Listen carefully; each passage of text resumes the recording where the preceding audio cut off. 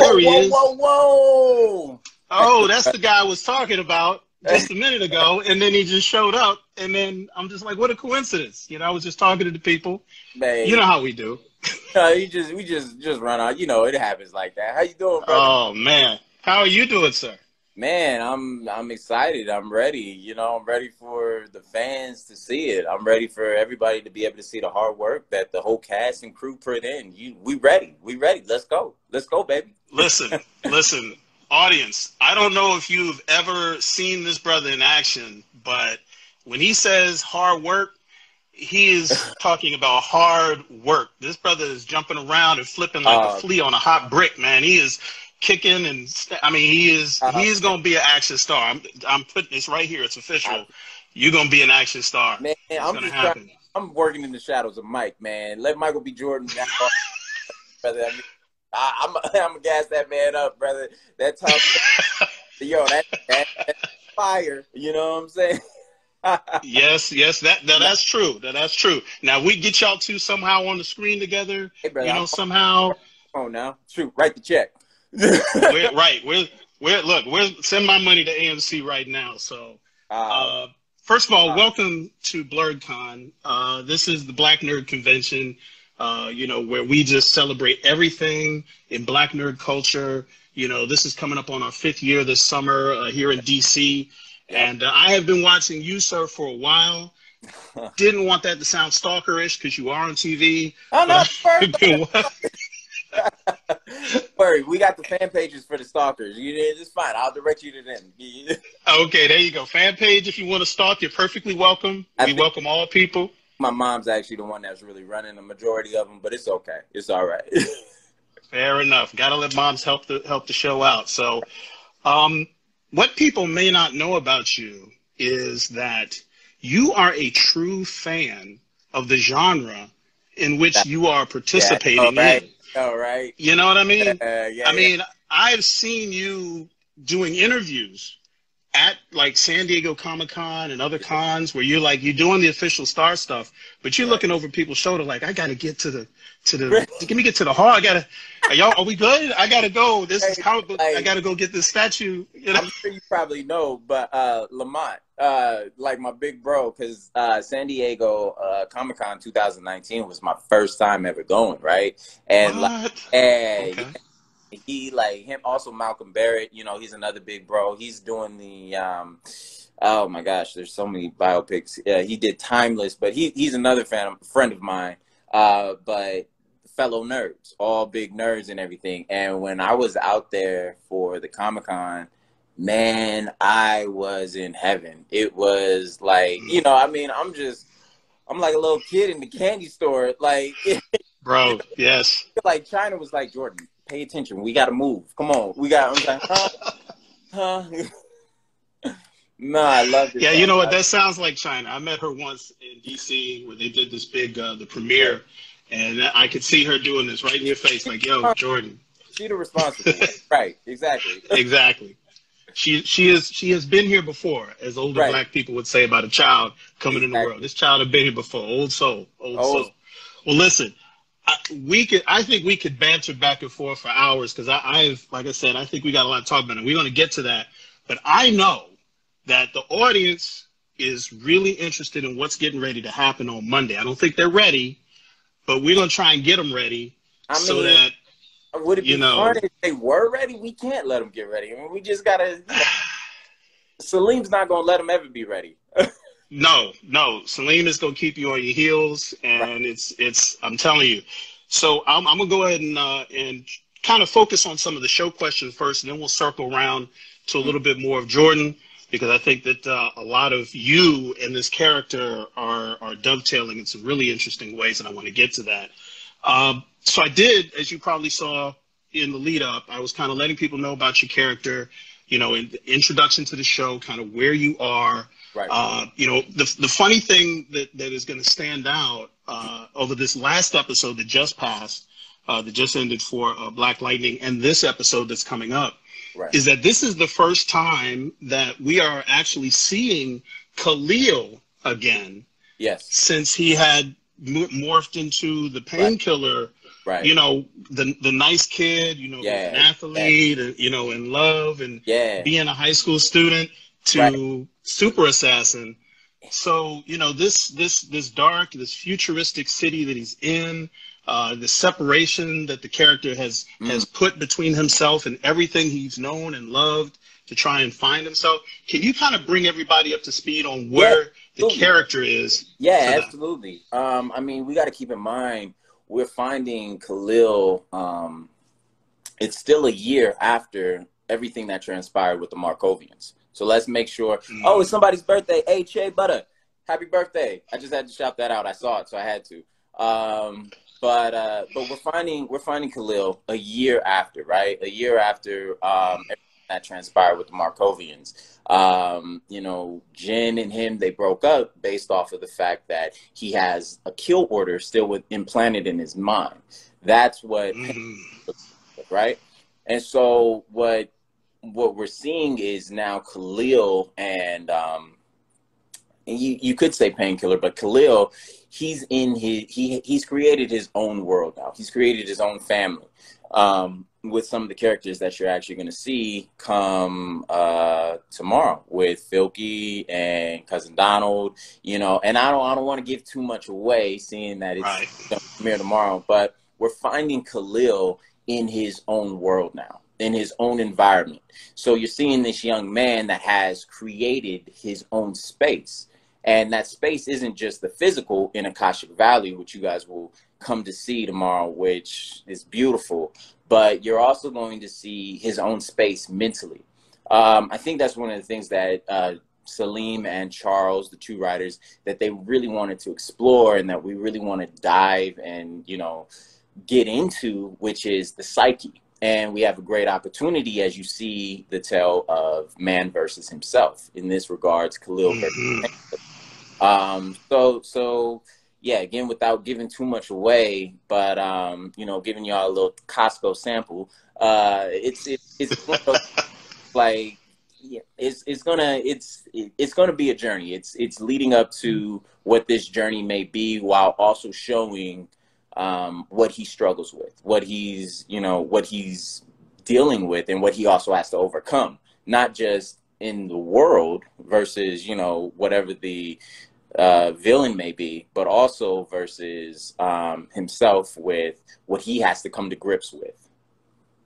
Absolutely. And I got to tell you, it's really, really stark. I mean, it is, you know, I mean, we're not giving a whole lot away, but, you know, this is this whole Fight Club, Tyler Durden, you know, talking to yourself. That's exactly what I was going for, brother. Oh, yes. Yes. Oh man, I said, as soon as I saw it, I said, oh, I see what he's doing here. Brother, and just watching that juxtaposition. Like the rest of the season then too. You're gonna like the rest of the Black Light, because that's exactly what I was leaning into, brother. Oh, I'm so happy you said it. Yes.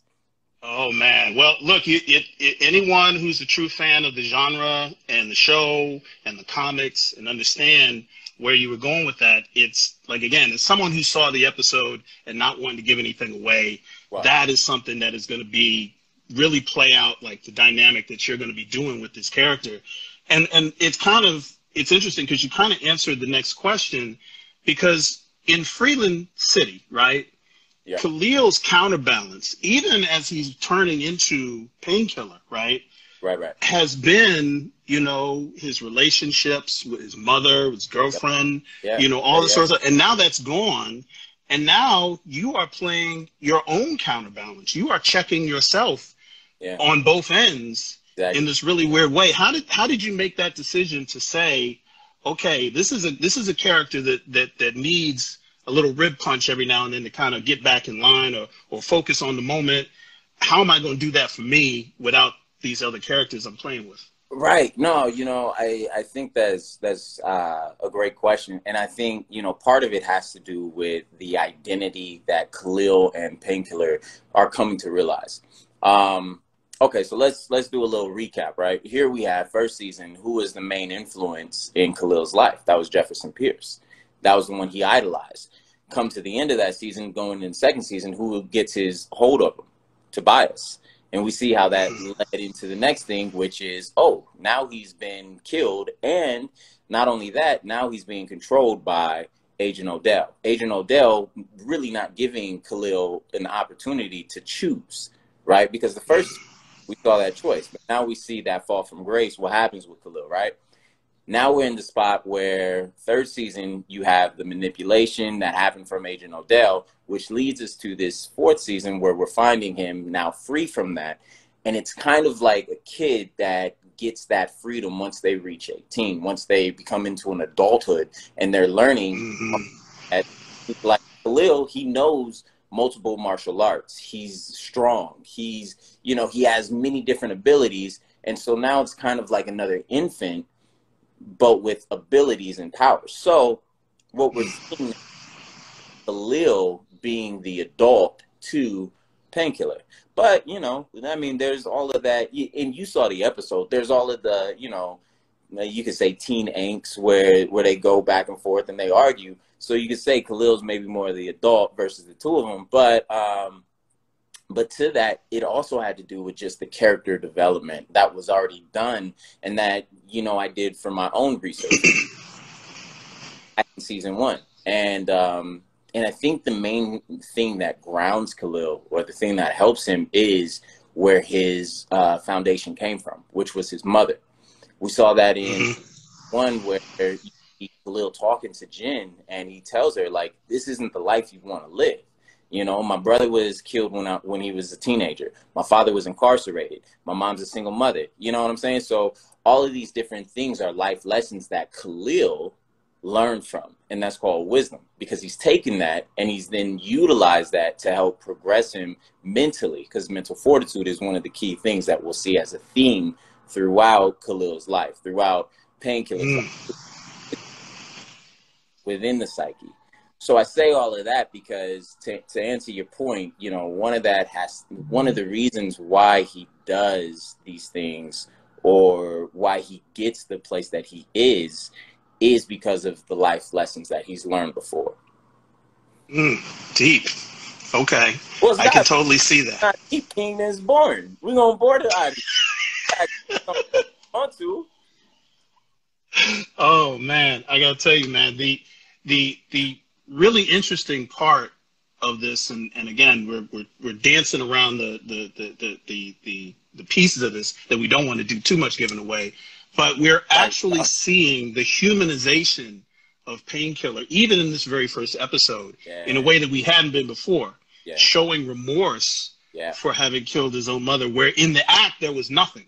Well, that was scripted. That was after Salim and I had a conversation. We just talked about it, and, you know, we came to that understanding and agreed that, like, yeah, there should be. So, I mean, that's just all of part of the creative, you know, process of it. And that's what's so great about it. That's why, you know, Salim, he offers that. He allows that level of creativity to happen if you know your characters well, you know, while staying true to the story and staying true to where the vision is to go.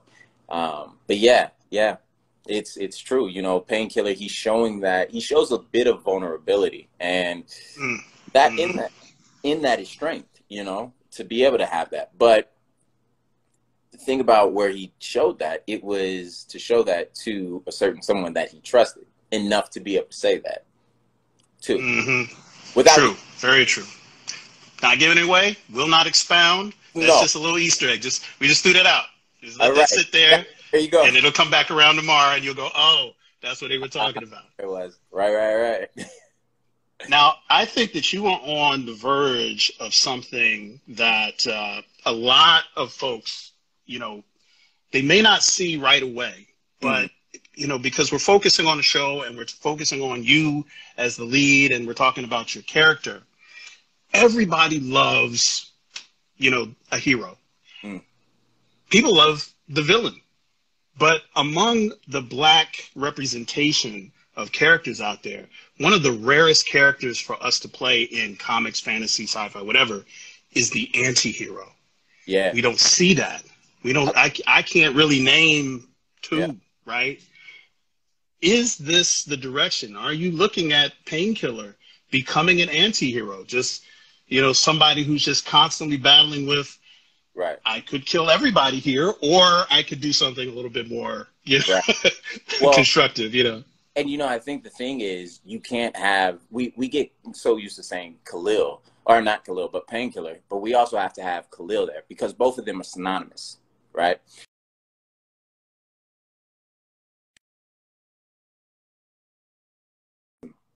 Oh, there he goes. He's back, brother. Oh, My earpiece went out. no problem. No problem. So I was just saying, like, you have Khalil and Painkiller that are synonymous with one another. And, when we talk about the context of an anti-hero, yeah, they're willing to bend and break rules versus you got Batman, one of my favorite. He won't kill. Part of that is in the groundwork of who his father is, which was Dr. Wayne. A lot of people forget that, but it's Dr. Wayne. And so you have a lot of the things that are grounding and that you can ping pong off of the back and forth between the two. To answer your question, yeah, I mean, he definitely is an anti-hero. And part of that has to do with, yes, Painkiller, who doesn't care. He'll off anybody in a heartbeat. It don't matter. And yet you have the other side, which is Khalil, who understands how certain people need to be offed and certain people need to be taken care of. But not everybody can, be taken care of and just killed. You know what I mean? So you have that change within the two of them. And that's kind of the journey that the both of them are going on. But in the aspect or in the realm of an anti-hero, yeah, you're gonna have that. You're gonna have that battle between the two, which makes it fun, because I think Khalil doesn't want to necessarily be like everything that he has seen from the streets, but at the same time, some people got to go. Gotta go. And that's a perfect segue. That's a perfect segue into the action scenes where a lot of the offing is taking place. Right. I'm going to ask this question in a way that it enters my mind. And does your stunt team get bored sitting on the sideline watching you do all of this flipping and jumping around? That most actors would be like, I don't do the flipping. I don't. Really? I'm not doing the flipping. Any of the special, like, I mean, they'll let me do some wire work. They still won't let me go through any of the glass, which really it sucks because that looks fun. Or go through like walls or anything.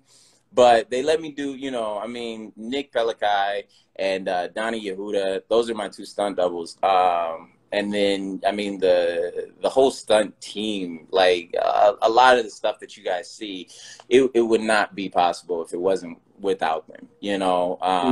Danny Boyer and David Conk. I mean, it's the whole stunt. It takes a whole village to get this whole thing done, and that also expands to the crew, which is lighting, camera, everybody. I mean, because it's fun. It's funny because Brian, the ACAM op on the show, like me and him, we'll be talking, or we'll be like, "Hey, look, so I'm gonna go ahead and throw it like this.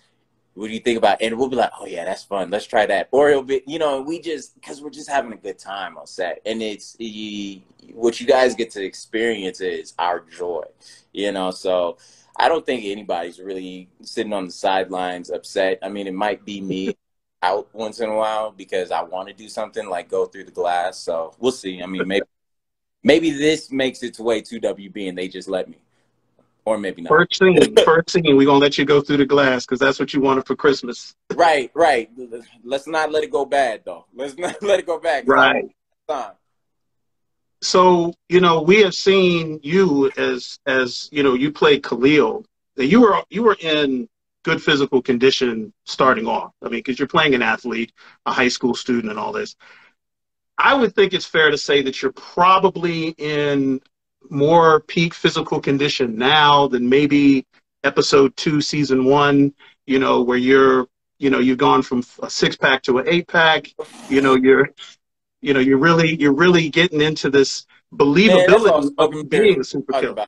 Man, that's all smoke and mirrors. Yeah, baby oil and smoke and mirrors. What are you talking CGI, about? Huh? Yeah, I mean, yeah, it's I mean, I grew up playing sports, so I was always active. You know, by the grace of God, I still am healthy. I just stay working. It's one of my outlets. It's one of my places of where I get to just, you know, meditate and just chill, you know. So yeah, I just stay active, and then working with stunts, training with them, you know, we're stay training, you know, day in, day out. So yeah, it's basically, it's just life. It's just something, you know. Mm-mm-mm. Well, listen, you know, I was saying that early on, and when I talk about you to other people, I think there's some folks that are at least somewhat surprised how much of a blurred you are. And just for the audience that may be a little confused because I don't say it enough and my shirt's not in the shot, you know, Ah, blurred is short for black nerd. And you know, we've kind of got our own little subculture that has grown out of the geek space. man, I'm So happy for it too, because that's the stuff I got made fun of back in elementary school. So yeah, man, these kids are taking it full advantage of it. You know, they don't know nothing about being picked on and thrown in lockers. Y'all want no. so big. I had to protect myself. Well, yeah, you kind of had that protection of being an athlete. You know, you kind of was Right, able right. to have a foot in both worlds. But as I have listened to you speak about, you know, your fandom and the things that you love, Mm. uh, you know, and it's just been amazing to me because as a blurred, there are a lot of folks, and let's be honest, you know, with the emergence of geek culture being mainstreamed, you know, with all the movies and TV shows, we have to accept that a lot of people who are playing these really iconic characters in the nerd space don't come in as with a history or any nerd Wait, credentials I'm sorry. themselves, and they grow into it. I ain't gotta accept that. Nuh-uh. I'm not accepting nothing. I'm sorry. Forgive me. Sometimes I just like to be cool. Yeah, we'll accept them. We'll accept them. A little, you got a little gatekeeping going on here, just a little, not high gate, just a Right, little. right, right. Nah, they gotta earn my trust. They gotta earn my. I mean, Henry Cavill now. That's a geek. He's a nerd, so he good. Yes, absolutely. Yes, there are some that will surprise you, but I think you will be surprising a lot of folks because you have such a huge, you know, appreciation of anime, right? Oh, I do. So this is my question, and this is the Jedi, you know, connecting one of one That's walks in the bar can feel it. by You know, the way. what is your favorite anime, and why is it Black Clover? No, no, it's not Black Clover, but Black Clover is in the top 5. No, top 10. Okay, Is in top 10. And I know I wore the Black Clover over at DC. So my brother, you know your brother. We gotta have another one. All right, King. No, I would say that definitely my favorite anime is Hunter x Hunter. And whoa, yeah, yeah, yeah. okay, So Hunter x Hunter is definitely one of my favorites. I mean, I give you that. I'd also give you Full Metal Alchemist, brother, okay. as well as Gurren Lagann, Black Clover as well. Attack on Titan definitely has to be in there. I mean, it definitely has to be in there. What else? Oh, Promised Neverland, even though it's ending, that's a good one. I'm about to nerd out. Y'all seriously about to This is the all place. of This my is the glory. go for it. All of my glory. Take Uh all the rope, run Mega with it. I mean, you got Megalobox, that's amazing. But how about this? How about this? I could go on listing a number of different anime. I mean, even My Hero Academia. Come on, you got to throw that in there. I would say though, and to everybody that is saying hi, hello. I'm so sorry. I'm saying hi to everyone. You know, I see you guys. I'm so sorry. But yes, continuing on. I was gonna say, you know, the reason why I love anime so much is because they take their time with the characterization, right? And I went to school and I studied writing as well, so I like to write, I like to read, and one of my favorite things that they do. I mean, I'm going through One Piece right now, and that's like that's a gang of episodes, but It's like 900 or something. and Crazy. it's a couple thousand. It's a thousand. It's like, oh yeah, I'm on like episode 8 something. That was my binge thing. So, you know, one of the things though that I love about it is the characterization. They take their time with fleshing out these characters, building this world, and it's a whole world building. And while you're going on this journey, while you're going and you're learning about these characters, you're also learning about the world. You're also learning new elements, but they keep it grounded and realistic, especially the later seasons that you get into, unless it's Attack on Titan, because they just throw you right into the mix right there. But they take their time. They don't rush it, and they're able to get away with a lot more. You know, it's not an anime, but a really good show that's out right now is Invincible. That's another animation as well. You know, Yeah. you got, Yeah. but I mean, I have an affinity for the Japanese culture as well. So, you know, I didn't say Naruto. So Naruto Shippuden. Yeah, man, I can keep going on. I go on. Kudos on the pronunciation. There's probably some brothers over in Japan, maybe 2 or 3 that's in, and they was like, oh, like they're not meant to be wearing pearls, but they clutched them. Like, oh, did he just enunciate all the little subtle? Somebody said, don't forget Avatar, Last Airbender. Sure, you know what? I'll say Avatar, Last Airbender. It's an animation from the Western world, but it does do a beautiful job of showing the Eastern Asian culture. So, I mean, I would definitely say that I do love Avatar. I don't know if I call it an anime, though, because if you're not watching anime in subtitles, then you're doing it wrong. See, that's the thing. It's kind of like champagne. You know, it's like if it's not from Japan and in that very specific, you know, style, you know, we call it animation, and a lot of people make a very hard line differentiation between the two, where definitely some people might not know. Look at all of them coming through. Dragon Ball Z. Oh, look, we hit a nerve, man. Go ahead, y'all. Jujutsu Kaisen. How did I forget Jujutsu? Yeah, of course, Jujutsu Kaisen. Okay, Bells. Yes. The blurred crowd going crazy. They're like, oh, we like anime. Yep. I love it. Right. I love it, man. You know, oh my gosh, that's amazing. Well, listen, I gotta say that, you know, what really stood out to me is when you said Hunter x Hunter, because one of the things anyone who's watched that anime will say is that the fight scenes are like on this other level. And I think that when I'm watching your fight scenes, there's this, I mean, I don't know how hard it is when you're trying to be this hardcore killer to not smile, because I really get the sense that you're having a lot of fun being in those fight scenes. Man, yeah. And the appreciation for that fight choreography and the angles and the shots and stuff, I think is a byproduct or one of the ways in which you enjoy deeper a lot of what you see in anime. Well, is that true? Do you feel that? About that? Yeah, it's definitely true. I mean, my whole stunt team, they're absolutely amazing. We speak a common language. You know, they'll create the fight. They'll do what they want to do. They'll send me it. I'll study it as if it's video. We'll come in, we'll rehearse it, we'll run it, and then I'll also be like, let's make a moment out of this. Let's change the cadence up in this. So it's all creative aspect, but it's like you said, having an appreciation. And then, you know, we all know different animes. You know, I think we also pull from, you know, Naruto. They're phenomenal with their martial arts. Another one that was just on the tip of my tongue. There's another, the Fates, any of the Fate Zero, Fate Grand Order, Fate Apocrypha. It's their number. That's a great anime just because they pull from like heroes of legend, and you have different mages that come in and summon them, and it's really cool. So you're seeing like Alexander the Great, all the different history, because I'm a history buff too. But yeah, so you know, it's really cool being able to see how we pull from different aspects, whether it's films, whether it's anime, whether it's animation, and then we end up utilizing that and transforming that into what you see on screen.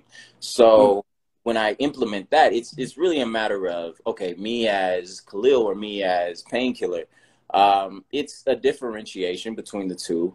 I think that's just based off of, you know, the work and showing a respect to each character, each individual, because I believe that both characters, they represent a different type of black man, young black man in the world, and so you want to do both. You want to give respect to both of them, you know.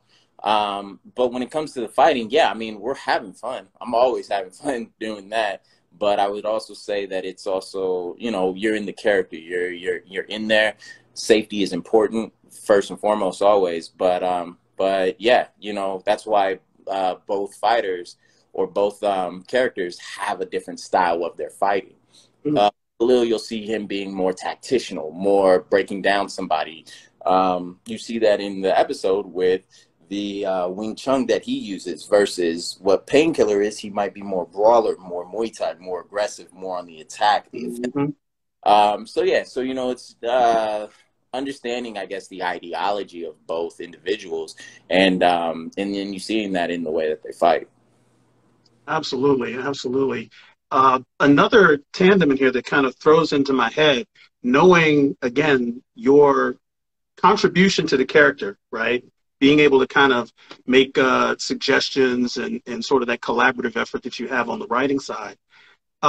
Would you consider Painkiller Khalil to be DC's first on-screen shonen character? Ha!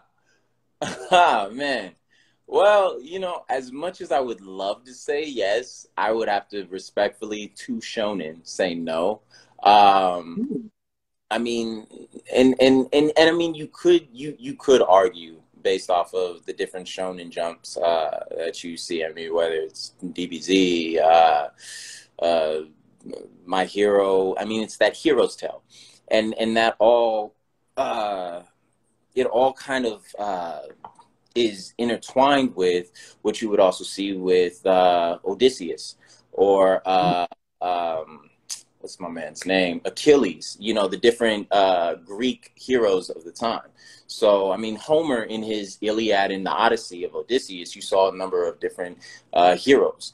What's the other one? I mean, you also have, what's my man's name? Oh my gosh.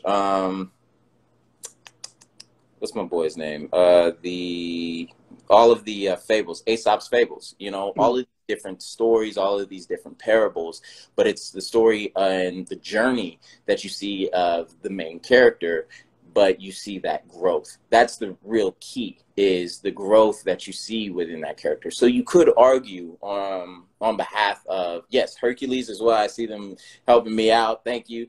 You know, but yeah, within Greek mythology, you have a number of the different heroes that rose and fell. I mean, you have the different tragedies that you see.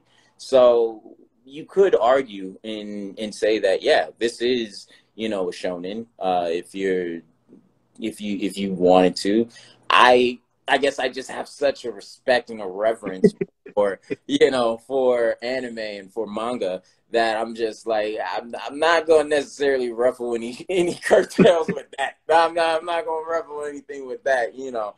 It's the same differentiation that you made between anime and animation. You're like, yeah, man. You know, I mean, but at the same, in its own right, it is a Khalil, and the Painkiller is his own hero's tale. You know, and we've seen that. You know, those of you guys that have stuck with us from the beginning, going into from season 1 and seeing this journey of this young kid and how he ended up being formed, and how he ended up being, you know, just influenced wrong, and his fall from grace, and then his rise.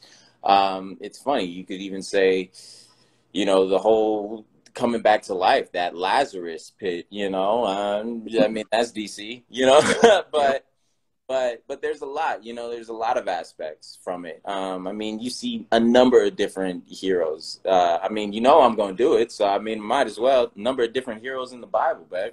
You know what I'm saying, man? Because that's where I pull all of my stuff from, big dog. You know, I had to. I just got to say, the psychic connection that I think we have as blurs is kicking in, because my next question to you, and I'm not joking here, was, as a man of faith, do you see biblical parallels in your portrayal of Khalil, you know, stricken down, corrupted by evil, you know, reborn in search of redemption, you know, all of those sorts of, and I'm just like, loves saying that too. You know, moms would be like, you know, son, I'm just really, I'm really happy that you're doing this, you know, because, you know, it's it's you know, God's using it. I was like, I know he is, mama. I know he is. You absolutely right. You absolutely right. You ain't gonna hear nothing out of me. You right. You for sure. But yes, man, you know, my faith is extremely important to me. My relationship. And you know, I think the reason why what we present to you is because you, the audience, is because first and foremost, I want to present it unto the Lord as a sacrifice, which is in my conduct, my attitude with my cast, my crew, and all of that. So, that's first and foremost always going to be. But when looking at different characters and different individuals in the Bible, I mean, I'm going through Joshua and Judges right now, and you're looking at the different individuals that were used and raised in order to help the children of Israel get all the way from, Egypt into Israel, which is now, and you see those that made mistakes. You see those that chose to defy God. You saw those that went against the grain. And in that, you saw the consequences that came of that. We saw the consequences for Khalil when there's always going to be consequences. Always going to be consequences. Now, the question is, what do you do after that? What is your choice after that? My grandfather, he told me before he passed, he said, don't let your past paralyze your future, And so for me, I think of that with Khalil and Painkiller in the sense that Khalil, he has to get over the murder of his mother by his own hands, And when you liken that to different examples in the Word, I mean, the Bible, this book is rated MA if you read it. It's not a easy, beautiful thing. It's MA, but the essence of what it is redemption and forgiveness. And that's kind of the journey that Khalil is going through, with not just forgiving Painkiller, but also having to find it to forgive himself. So, and the synonymous thing that I've seen with Painkiller and with the Word is there's a level of grace. But in that grace, in order to get to that level of grace, that grace that you show yourself, the grace that you show others, you have to be able to look in the mirror or look at yourself and realize not only your successes, but also your faults. And not just shy away from them, but allow those things to be, those things that will help correct and realign you onto the path that you need to be on path with, just even if it's just being a good person, you know what I'm saying? So I think that has been one of those threads that I've continued to see throughout the writing with Salim, throughout, the episodes. And yeah, so I mean, like, that's I'm excited just for y'all to see it. So. Oh, well, look, I'm telling you that I think that everybody out there knows, I'm going to take a little station break here in case you missed the first part of this. This is Jordan Calloway down here, okay? This brother is playing a villain / redemptive hero by the name of Khalil Payne / Painkiller, right? Yeah. And I got to tell you, the in-series pilot, I think that's what we will call it, is this Monday. This is tomorrow in the show in the series, Black Lightning. And this whole episode is going to be based on Painkiller and, introducing and updating and kind of, putting him forward in his own world, in his own words, and in introducing his new struggle and his new missions and all of that sort of stuff. So you do not want to miss this episode, because you are going to see a lot more of this man on the screen doing all of the stuff that we're talking about, giving it in context. You do not want to miss it, because, like I said, it's amazing. We talk about world building.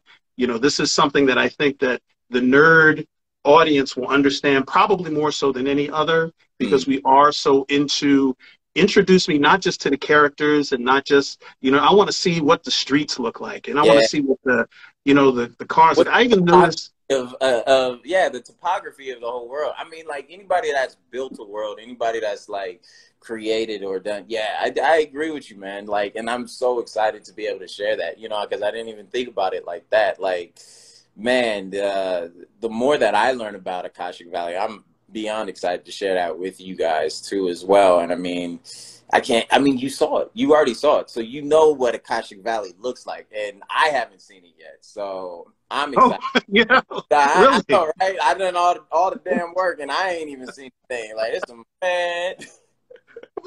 I want to talk to Lachelle. You're like, you Right, ain't let right, this right. brother see. No, they smart. They probably know I would have showed everybody. I would be like, "Hey, y'all, come look at this." It's not supposed to be out. It's not supposed. Yeah, Oh, yeah. They smart. WB smart. well, look, it's like it's very deliberate and it's very well done, and it puts the character into a space and a context, even when the character's not doing anything. This Yeah. futuristic city, right? And it's kind of like if you're looking at Blade Runner, you know, kind of like lots of lights, lots of neon. Mm-hmm. But what kind of car do you drive? Oh, you like that Ford? You like that Mustang, don't you? I was like, wait a minute, like Yeah. this You looked like 2050, all that? and Yeah. we rolled in 1950. Like, what is that telling us? Classy. We keep it classy, baby. Don't get it trippy. Pure Mustang. Oh man. Oh man, I gotta tell you, I'm really excited about that. So remember, guys, tomorrow you've got to watch this show. It is in, you know, your favorite series and mine, Black Lightning. Do we This have is any questions? Are there any other questions that any of the fans might want? Did you want any of you that? know, we got some, but you know, look, I don't want my phone to mess up nothing. So, you know, let me get what's Let's our get a time few here? quick ones. Let's get a few quick ones. Let's get a quick one in here. All right.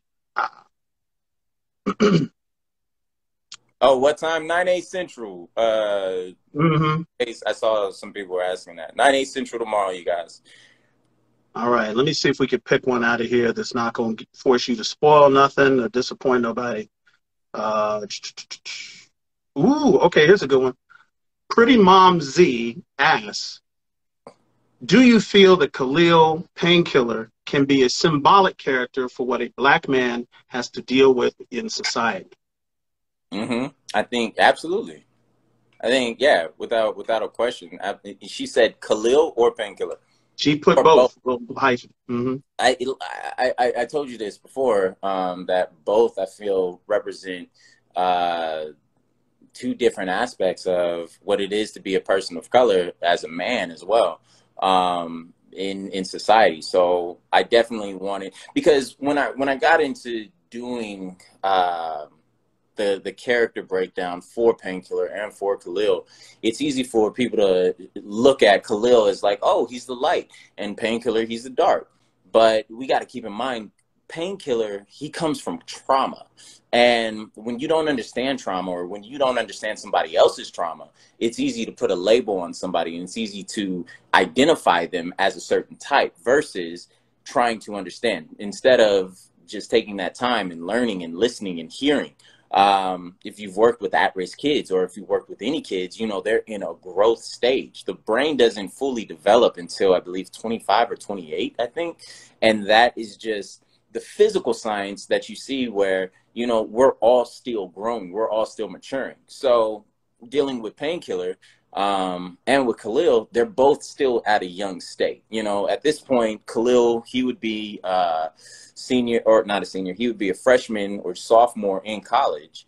And so he's a young man. He's out on his own. He's living, you know, he's doing his own things. He's growing. He's still figuring himself out. But now he no longer has the pillars within his life that helped him get to where he is. Mm-hmm. So I would say, you know, I want that to be, that is probably at the forefront of my mind when displaying these different characters, as well as for Salim and for Charles, who are the head writers. So yeah. Mm. I just saw a really interesting question from Hella Hells that I think you're going to find interesting, because this is something we didn't get a chance to talk about. I'm looking forward to having the discussion. What comic books are you reading right now?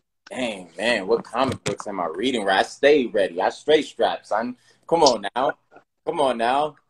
Actually, our props guy, he got me this for a rap gift, and so it's The Deceased by Tom Taylor, and I'm really looking forward to getting into it because I am a Red Hood fan. I'm a Jason Todd fan. So before that, it was The Outsiders, but now it is going to be this bad boy, The Deceased. So that's what I'm into right now. Oh man, and that's something that I heard about you as well. That Jason Todd was your favorite character. Well, yeah, I mean, because I'm a big Batman fan, right? So Batman, he was the one that I see him back there. I see it. By the way, how about that Justice League, Zack Snyder, right? Man, Mm.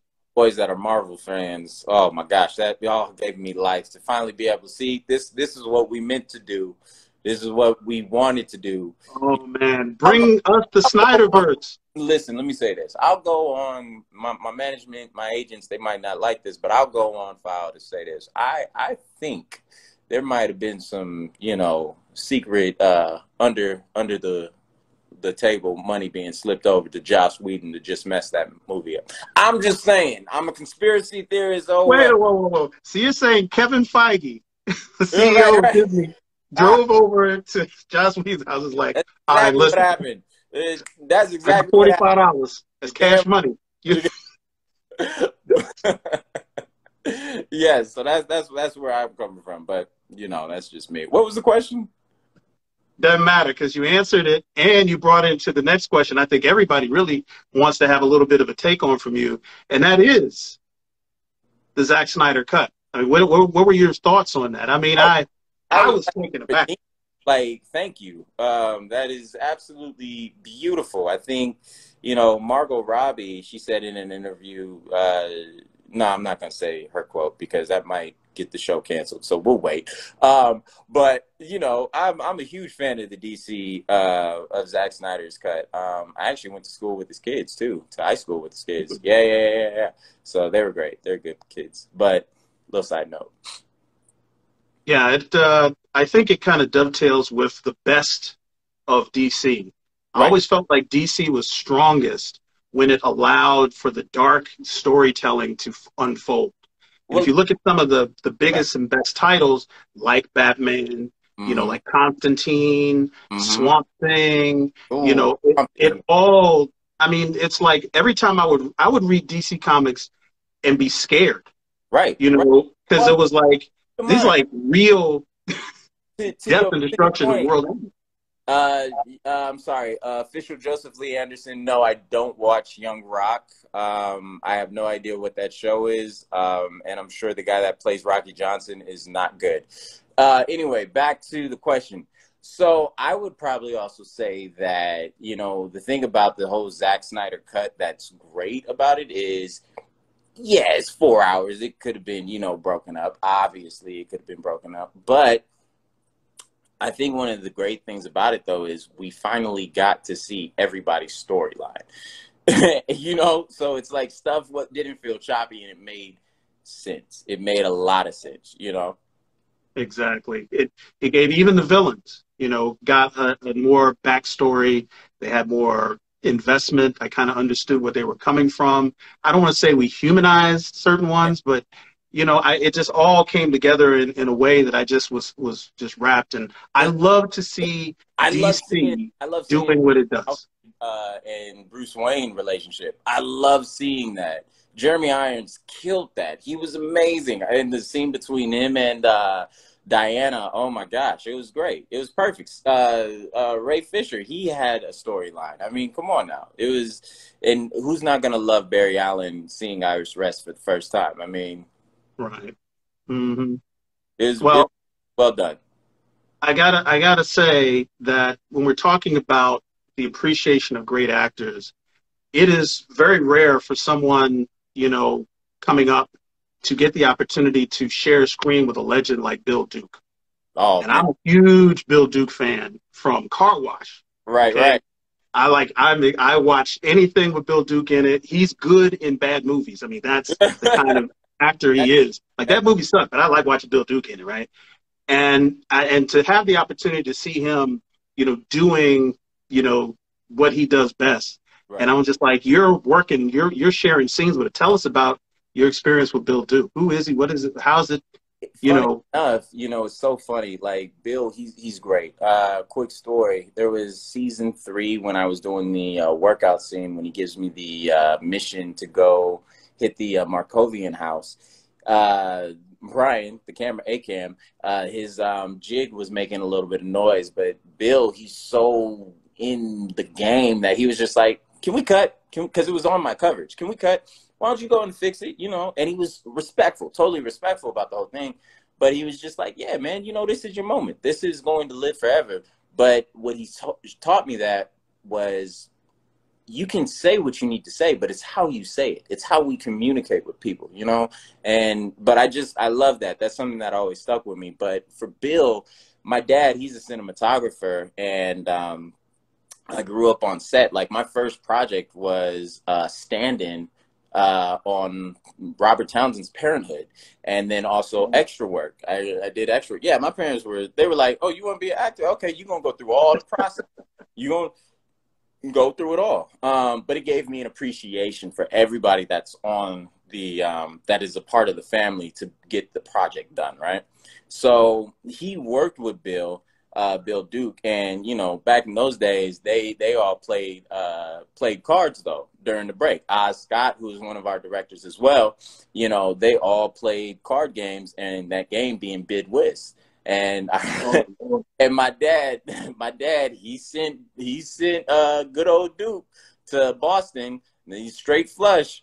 Took that man over. And so my dad, when he found out that Bill was on the show, he told me to go up and remind him. I went up. He's like, ain't nobody ever sent me to Boston.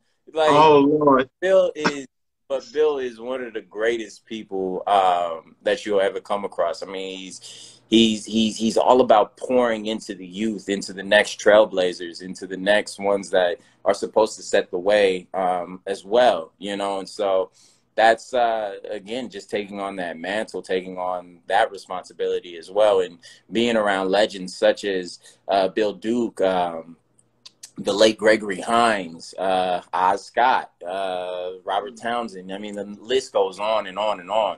It's just one of I mean, Robert Guillaume as well. I mean, you just come across like you appreciate it. You really do. And then you take those nuggets that they gave you, you know? So with all of your fandom and all of your experience and exposure, tell me about this that I'm hearing, that you are writing and producing your own comic book. Oh my God, who told you that? I mean, yes, but I'm keeping that on the wraps. Damn. Oh, did I look? Is that a look? I didn't spoil the show, but I spoiled you. My bad. Oh snap. Oh man, yes. I am. I've been working on that actually. Something I came up with back in college, and then one of my dear friends, he's also helping me write on that. I put that on. Oh my God, you put me out there like that. Damn. that has taken you know, a little break. Just had to, just with my mind goes where I'm just always writing. I'm writing something. I'm always creating. But yes, that is one of my babies that I have thoroughly enjoyed creating a world. I mean, yeah, that's one of those, like, that's my Game of Thrones, put it like that. Oh, yeah. Okay. But when the time comes, you know, you'll definitely know about that. Okay. All right. It's just one of those ongoing things. I love the idea that a true fan is building, you know, and telling stories and interested in that process, because that makes some of the best work. You know, the people who are fans of the genre. Pulling the trigger. My problem is pulling the trigger. All of this stuff is there. All of the scripts are done. All of the books are finished. It's just, I keep building a part of that world. Yeah. Hey, look, when it's right and it's time, then you do it. Because trust me, pulling the trigger is not your problem. That's exactly what it is. And, you know, I mean, part of that is just, you know, idle time is the devil's playground. So I try to stay busy as I can. I heard that. Now, just a quick break for everybody who just came in, who maybe missed the first part of the show. I'm Hilton George. I am your con chair for BlurredCon, the Black Nerd Convention. We have been given an opportunity, this amazing opportunity, to talk to the Jordan Calloway, this man down here, the Painkiller. You know, if you're watching CW, if you're watching, you know, Black Lightning, you know who this brother is and you know what he's capable of, both as an actor and his character. He is a true nerd, and he is, you know, just somebody that understands the full depth of everything that he is doing on screen that you see, and it shows. And we're lucky to have him here. It's been a pleasure to have you here. That's And I know there's a lot of people who, you know, there's lots and lots of questions that we'll never get to. But, you know, if you could tell people how to reach you, you know, where do you see your questions? Where do you actually check messages and all this sort of stuff? Like, where can they find you? Honestly, I'm terrible with social media because I'm constantly always trying to do something. But I mean, I'm probably most active on my Instagram, and then I do have my Twitter that I'm on as well. But I mean, it's basically gonna be those two. But you can always check me on CW's Black Lightning, and I'm not gonna do that plug. I'm not gonna do that. I've been doing this all week. Well, look, that's my job. I'll do the plug. Right. You go to Black Lightning, you go to the CW site, you'll see this brother's full bio, everything you need to know about him. Also, the show is tomorrow. This is the in-series pilot for Painkiller. And you know, let's also say, because Painkiller would not be here if it wasn't for Black Lightning. This is the final Black Lightning. And to everybody affiliated with it, Cress Williams, Christine, James, Marvin, China, Nafisa, Chantal. I mean, the list goes on. Will, all of them. I just, you know, tune in. We got a great final season, second half of the final season for you guys, and you're gonna enjoy it. You're gonna love it, and we're gonna do you justice. This is the truth. This is a family you're watching. I've met most of them, and you're actually the only person associated with the show that I haven't actually met until right now. And so, yeah, because look, you know, the first premiere, you know, it was like the core cast and everything, but it's a family, you know, and you guys are connected in ways that, you know, really show up on the screen and how you guys work. If you're not watching the show, you're missing out. You know, some amazing performances, amazing action. If you love comics, if you love drama, if you like topical stories being told that you can relate to what's happening out in our world right now, you're not going to get any better than Black Lightning. And listen, I got to tell you, man, it's been an honor. It's been a pleasure. I knew when I was talking about it, I was like, man, he's blurred, and we're gonna blur it out a little bit. Oh, absolutely. Time to do this too. Hey, look, when we come out of COVID, we got to get you up to BlurredCon. I'm gonna send you an Uber or whatever it takes. You're in Atlanta right now? Yeah, I'll drive. Don't worry. I'll drive my hoopty over there. Shoot, come on now. Yeah, bring that Mustang. Let me take around the block once, two, three times. That's on set. I ain't got access to that one, bro. You trying to get fired? Oh Lord, I'll talk to somebody. I'll see what I could do. Oh, brother. Well, listen, guys. Thank you. This has been Jordan Calloway. He has been a great guest. Make sure you guys tune in tomorrow at 9 on the CW. This is going to be the show with so much action and so much going on. You're just not going to be believing it. Right. So thank you very much for coming out, sir. Very great conversation. Thank you, brother. Thank you. Have a good one. And God bless. You do the same.